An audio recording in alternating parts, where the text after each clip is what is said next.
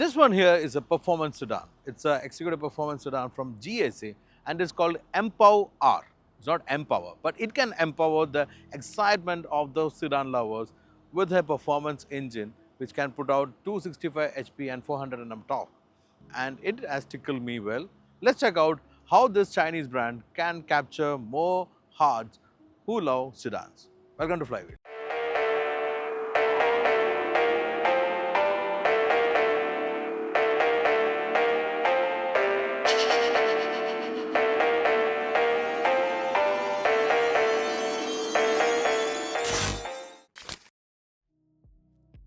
You know how Chinese are flourishing in the world automotive market. They are actually penetrating like we have seen in electronics and mobile market. They're very strong and they are coming out with a lot of brands. Some of the major car manufacturers come with various brands as well. And JAC is one of the prominent brands which has seen recently and experienced it with their M8 luxury van.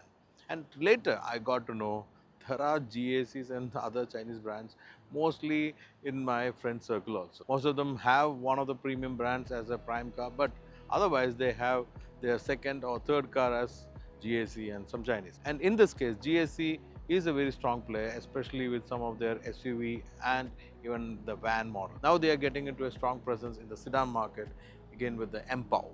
And this R is a performance variant. It's a very beautiful car. I've been driving it for the last 2 days, actually 1.5 days. It's the second day and I'll be leaving the car today evening. But after my experience with the car for last 1.5 day, I was totally impressed with the car. Performance, space, luxury and even the styling was great. There are a lot of color available, but what we got today is a black and it's super hot over here. So let's check out the design quickly and let's head off for the drive and I'll explain about the car later.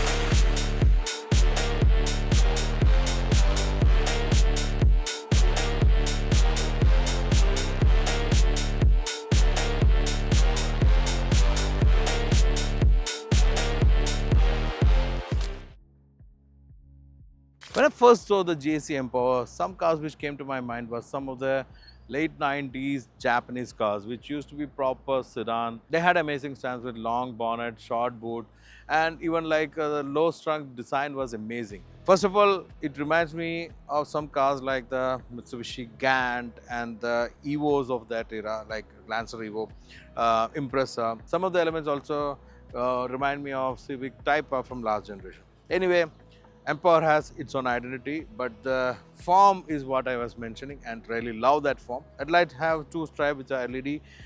This is the logo over here where the radar system is incorporated. The camera is here. This is a Type R, which is like a sporty variant. So you have the mesh grille in a different form. Type R logo is there's a lip spoiler which is having a carbon fiber finish. Coming onto the side, you can see longer hood and the stands, the lines all look good. There's a 18-inch wheel, again multi-spoke, and it's got a brushed diamond and gunmetal finish. The spoilers also reflect on the side. The spoilers over here, the skirtings over here look attractive. The strong shoulder line, low but longer greenhouse. Coming onto the rear, the hip formation and this tail lights elements all give a very sporty stance, especially this engaged rear bumper. This is the one which reminds me of the Type R. The quad exhaust look amazing. The diffuser design on the bumper. This element reminds me of the Formula One. Again, a spoiler with a strong element. It's also got LED lights. There's a huge boot as well. It can carry all the bags. So basically, it's a very practical form. And moreover, it looked very attractive. The stance, amazing. All this put together, it's a very sportier looking, very performance looking car. It's not a very simple, minimalistic design. It's a very engaging design and I know a lot of people love that because a lot of you guys do aftermarket to make your cars look like this. Now with this standard Type R, how do you find the design? Just let me know in the comment. I liked it.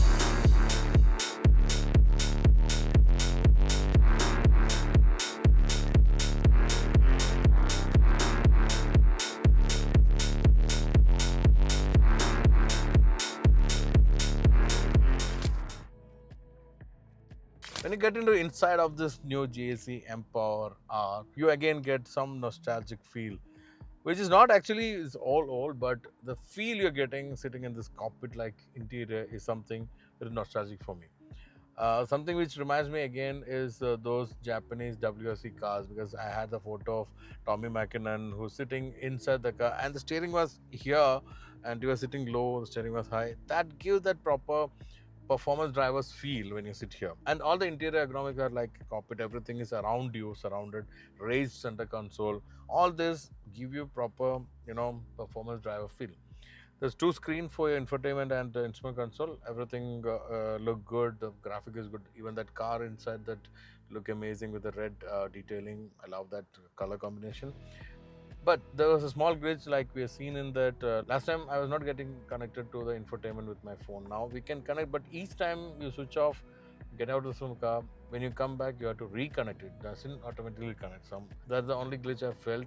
Otherwise, everything is around. The gear lever again is a one touch type, but again normally we have seen nowadays that R and D, reverse, neutral and drive only. Here there's a P also, so whenever you start the car, it's actually in P. Even for the neutral, you'll have to move it. That's how it is. And everything is controlled over here. There's a physical button for your AC control and some of the elements. You don't have to completely rely on the screen. Steering wheel is like flat bottom, sporty steering wheel. Look engaging. There's a pedal shifter also. You can adjust the exhaust also from here. And there are buttons all over. There's a sunroof, not panoramic, but there's a sunroof over here. And there is a lot of space inside. 4 adults and 1 kid can easily travel. Front seat is very supportive, one-piece backrest, sporty seat with some good bolsters. Thigh support lack a little, but again can't complain because the other supports are so good. There's Alcantara on the seat, on the door pad, and over the dashboard. So everywhere, wherever you have touch and feel, it look really good. The leather also is good, but some of the elements like the plastic over here are bit plasticky. It's in a hidden out place, so we can't complain much. There's space over here and USB-C, USB charger can be connected in the front. Rear is only USB. There's space for 2 adults in the back, and the seat support is also good. Bit theatrical, sitting little high, but still not compromise on the headroom or anything. It's all very spacious, and other features like the induction charging is also charging up very fast.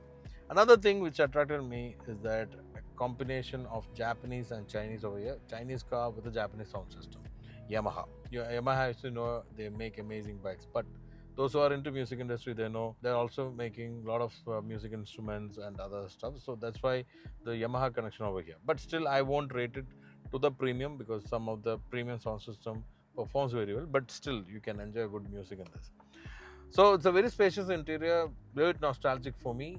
Let's check out how the performance is. Before we go into the review part of this new car, I would remind you to please subscribe our channel if you are not done yet, and also please click that bell button so that you'll get all the update notification when we have a new video. So as you've seen, I was parked in a chappy land, and getting into the main road is not through a paved road. So first I would like to mention about the suspension and ground clearance. So there are some undulations over here which in normal case, if you're in such a low car, tend to scratch the bottom, but so far we've not had any of that experience. And suspension, I'll talk about the other performance angle to it later, but it's been comfortable. So McPherson are independent in the front and multi-link in the back, and it is very comfortable in spite of being tuned for performance in this model. So we hit the main road. After this speed breaker, let's launch the car. I'm in the sport mode, and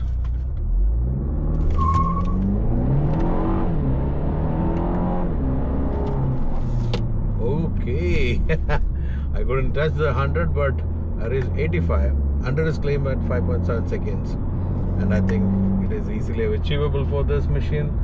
So basically what we have in the hood is an inline 4-cylinder performance engine which produces 265 HP and 400 Nm of torque, mated to a 8-speed gearbox.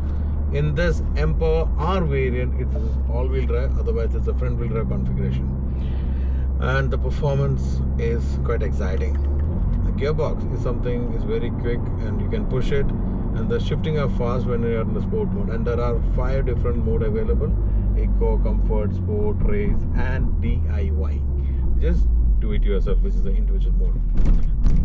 when you are in the sport mode, it has that sporty performance character which you have seen now, bit harsh, but it gives super confidence when you're pushing the car like this on a turn, which is actually something which we may be enjoying most of the time. It's not about the top speed, because we won't get an opportunity always to push to the limit with the traffic rules ahead. But when you have the chance, this is a situation where you can actually enjoy the dynamics, which is evident with the steering as well as with the suspension.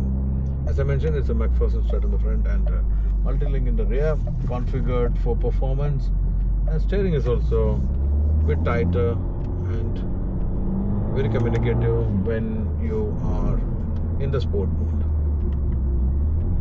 Okay, so I'm not pushing into race mode because it cut off the ESP, which I don't want on a public road. But when you are pushing it on such situation, you get a lot of confidence, which really matters when it comes to a performance sedan.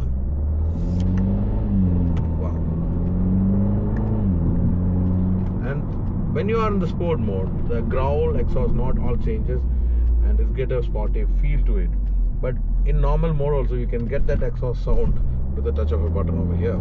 I feel sorry I can't show you the high performance in this situation, but I've been having the car for the last entire day and a half today, and whenever we had the opportunity to push, I had pushed it, and I can give you my experience. It's really a performer machine. What I think is that it is just below that perfection line, but for a new brand, it's quite impressive. Only thing is that for any of the performance car, fuel efficiency will be low. I'm not counted, but with the meter readings, I know it is a bit on the lower end when you're pushing it. But if you want a car which is balancing the performance and a sedan character, I think the Empower normal variant will be good. But it won't be an all-wheel drive, it will be a front-wheel drive. I've not driven it, so I can't comment, but I think so. It will be a good car as well, because this R performance addiction is quite impressive. Wow. Let me see, after this speed breaker, let's see how we can launch it. Oh, bit of squeezing.